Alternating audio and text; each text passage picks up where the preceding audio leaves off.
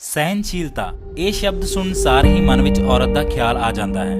ਇਸ ਵਿੱਚ ਕੋਈ ਦੂਜੀ ਰਾਏ ਨਹੀਂ ਕਿ ਦੁਨੀਆ ਵਿੱਚ ਔਰਤ ਹੀ ਸਹਿਨਸ਼ੀਲਤਾ ਦਾ ਸਭ ਤੋਂ ਵੱਡਾ ਉਦਾਹਰਣ ਹੈ। ਜੰਮਦੇ ਵਕਤ ਉਸ ਦੀ ਮਾਂ ਨੂੰ ਉਸਦੇ ਜੰਮਣ ਦੇ ਮਿਹਣੇ ਮਿਲਦੇ ਹਨ।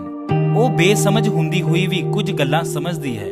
ਫਿਰ ਆਪਣੀ ਮਾਂ ਨੂੰ ਚੁੱਪ ਕਰਾਉਂਦਿਆਂ ਜਦ ਆਪਣੀ ਮਾਂ ਦੀਆਂ ਅੱਖਾਂ ਵਿੱਚ ਹੰਝੂ ਪਰ ਚਿਹਰੇ ਤੇ ਸਮਾਈਲ ਦੇਖਦੀ ਹੈ ਤਾਂ ਫਿਰ ਇੱਕ ਔਰਤ ਸਹਿਨਸ਼ੀਲਤਾ ਦਾ ਸਭ ਤੋਂ ਪਹਿਲਾ ਪਾਠ ਪੜ੍ਹਦੀ ਹੈ। ਫਿਰ ਜਦੋਂ ਥੋੜੀ ਵੱਡੀ ਹੁੰਦੀ ਹੈ ਤਾਂ ਉਸਦੇ ਵੀਰ ਦੇ ਜੰਮਣ ਦੀ ਲੋਹੜੀ ਮਨਾਈ ਜਾਂਦੀ ਹੈ। ਉਹ ਆਪਣੀ ਮਾਂ ਨੂੰ ਸਵਾਲ ਪੁੱਛਦੀ ਹੈ ਕਿ ਮਾਂ, ਮੇਰੇ ਜੰਮਣ ਤੇ ਵੀ ਤੁਸੀਂ ਇੰਜ ਹੀ ਖੁਸ਼ੀਆਂ ਮਨਾਈਆਂ ਸਨ। ਉਸਦੀ ਮਾਂ ਕੋਲੋਂ ਉਸਦੇ ਸਵਾਲ ਦਾ ਕੋਈ ਜਵਾਬ ਨਹੀਂ ਦੇ ਹੁੰਦਾ। ਉਸ ਨੂੰ ਸਮਝ ਤਾਂ ਉਸ ਵੇਲੇ ਵੀ ਕੁਝ ਖਾਸ ਨਹੀਂ ਹੁੰਦੀ, ਪਰ ਆਪਣੇ ਨਾ ਸਮਝੀ ਵਿੱਚ ਕੀਤੇ ਹੋਏ ਸਵਾਲਾਂ ਵਿੱਚ ਹੀ ਉਸ ਨੂੰ ਔਰਤ ਦੀ ਸਹਿਨਸ਼ੀਲਤਾ ਦਾ ਦੂਸਰਾ ਪਾਠ ਸਮਝ ਆ ਜਾਂਦਾ ਹੈ। ਇਸ ਤੋਂ ਬਾਅਦ ਘਰ ਵਿੱਚ ਉਸਦੇ ਹੀ ਸਕੇ ਭਰਾ ਨੂੰ ਉਸਦੇ ਹੱਕਾਂ ਦਾ ਦਾਅਵੇਦਾਰ ਮੰਨਿਆ ਜਾਂਦਾ ਹੈ। ਹਰ ਖਾਣ ਪੀਣ ਪਹਿਨਣ ਖੇਡਣ ਦੀਆਂ ਚੀਜ਼ਾਂ ਨੂੰ ਲੈ ਕੇ ਦੇਣ ਦੀ ਪਹਿਲ ਉਸ ਤੋਂ ਬਾਅਦ ਜੰਮੇ ਉਸਦੇ ਹੀ ਭਰਾ ਨੂੰ ਦਿੱਤੀ ਜਾਂਦੀ ਹੈ। ਉਹ ਕਿਸੇ ਖੂੰਜੇ ਖਲੋਤੀ ਇਸ ਵਿਤਕਰੇ ਨੂੰ ਦੇਖਦੀ ਰਹਿੰਦੀ ਹੈ। ਬਹੁਤੀ ਵਾਰ ਤਾਂ ਉਸ ਨੂੰ ਖੁਦ ਨੂੰ ਖਾਲੀ ਹੱਥ ਰਹਿਣਾ ਪੈਂਦਾ ਹੈ। ਇੰਜ ਉਹ ਸਹਿਨਸ਼ੀਲਤਾ ਦਾ ਤੀਸਰਾ ਪਾਠ ਸਿੱਖਦੀ ਹੈ।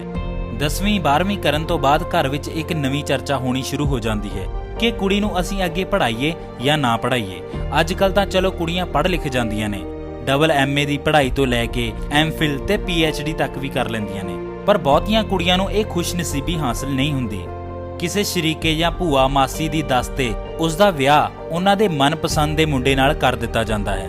ਅਗਰ ਉਹ ਅੱਗੇ ਹੋਰ ਪੜ੍ਹਨ ਦੀ ਜਿੱਦ ਵੀ ਕਰੇ ਤਾਂ ਉਸ ਨੂੰ ਇਹ ਕਹਿ ਕੇ ਵਿਆਹ ਲਈ ਰਾਜ਼ੀ ਕਰ ਦਿੱਤਾ ਜਾਂਦਾ ਹੈ ਕਿ ਉਹ ਆਪਣੇ ਵਿਆਹ ਤੋਂ ਬਾਅਦ ਆਪਣੀ ਸਟੱਡੀ ਕੰਟੀਨਿਊ ਕਰ ਸਕਦੀ ਹੈ। ਉਹ ਸਭ ਦੀਆਂ ਗੱਲਾਂ ਤੇ ਯਕੀਨ ਕਰਕੇ ਵਿਆਹ ਕਰਾਉਣ ਲਈ ਰਜ਼ਾਮੰਦ ਹੋ ਜਾਂਦੀ ਹੈ। ਫਿਰ ਕੀ ਉਸ ਨੂੰ ਇੱਕ ਹੋਰ ਸਮਝੌਤਾ ਕਰਨਾ ਪੈਂਦਾ ਹੈ ਆਪਣੇ ਸੁਪਨਿਆਂ ਨੂੰ ਦਫਨ ਹੁੰਦਾ ਵੇਖ ਕੇ। ਅੱਗੇ ਪੜ੍ਹਨਾ ਤਾਂ ਦੂਰ, ਉਸ ਨੂੰ ਚੈਨ ਨਾਲ ਸਾਹ ਲੈਣ ਦੀ ਵੀ ਵੇਲ ਨਹੀਂ ਦਿੱਤੀ ਜਾਂਦੀ। ਇੰਜ ਪੂਰਾ ਹੁੰਦਾ ਹੈ ਉਸ ਦਾ ਸਹਿਨਸ਼ੀਲਤਾ ਦਾ ਚੌਥਾ ਪਾਠ।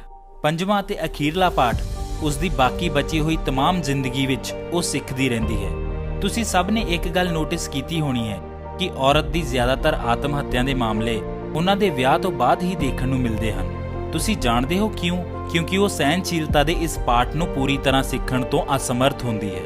ਸਹਿਨਸ਼ੀਲਤਾ ਦੀ ਗੱਲ ਇੱਥੋਂ ਤੱਕ ਹੀ ਸੀਮਤ ਨਹੀਂ ਹੁੰਦੀ। ਵਿਆਹ ਹੋ ਜਾਣ ਤੋਂ ਬਾਅਦ ਉਹਨਾਂ ਦੇ ਜੀਵਨ ਸਾਥੀ ਤੇ ਸਹੁਰੇ ਘਰ ਦੀਆਂ ਜ਼ਿੰਮੇਵਾਰੀਆਂ ਤੇ ਨਾਲ-ਨਾਲ ਬੱਚਿਆਂ ਨੂੰ ਪਾਲਣ ਪੋਸ਼ਣ ਦਾ ਕੰਮ, ਆਪਣੇ ਹਰ ਇੱਕ ਸੁਪਨੇ ਨੂੰ ਰੋਜ਼-ਰੋਜ਼ ਆਪਣੇ ਹੀ ਅੰਦਰ ਮਰਦੇ ਹੋਏ ਦੇਖਣਾ ਕੋਈ ਸੌਖਾ ਤੇ ਨਹੀਂ ਹੁੰਦਾ। ਲੇਕਿਨ ਉਸਦੇ ਕੋਲ ਆਖਿਰਕਾਰ ਸਭ ਕੁਝ ਸਹਿਨ ਕਰਨ ਤੋਂ ਇਲਾਵਾ ਕੋਈ ਚਾਰਾ ਵੀ ਤਾਂ ਨਹੀਂ ਹੁੰਦਾ। ਵੈਸੇ ਇਸ ਦੀ ਸਭ ਤੋਂ ਵੱਡੀ ਸਮੱਸਿਆ ਉਹ ਆਪ ਨਹੀਂ ਹੁੰਦੀ, ਉਹਦੇ ਆਲੇ ਦੁਆਲੇ ਦੇ ਲੋਕ ਤੇ ਉਹਨਾਂ ਦੀ ਸੋਚ ਵੀ ਹੁੰਦੀ ਹੈ, ਕਿਉਂਕਿ ਉਹ ਉਹਨਾਂ ਨੂੰ ਸਿਰਫ ਬੇਟੀ, ਭੈਣ, ਘਰਵਾਲੀ ਤੇ ਆਪਣੇ ਘਰ ਦੀ ਨੂੰਹ ਜਾਂ ਮਾਂ ਤੋਂ ਇਲਾਵਾ ਕੁਝ ਸਮਝਦੇ ਹੀ ਨਹੀਂ।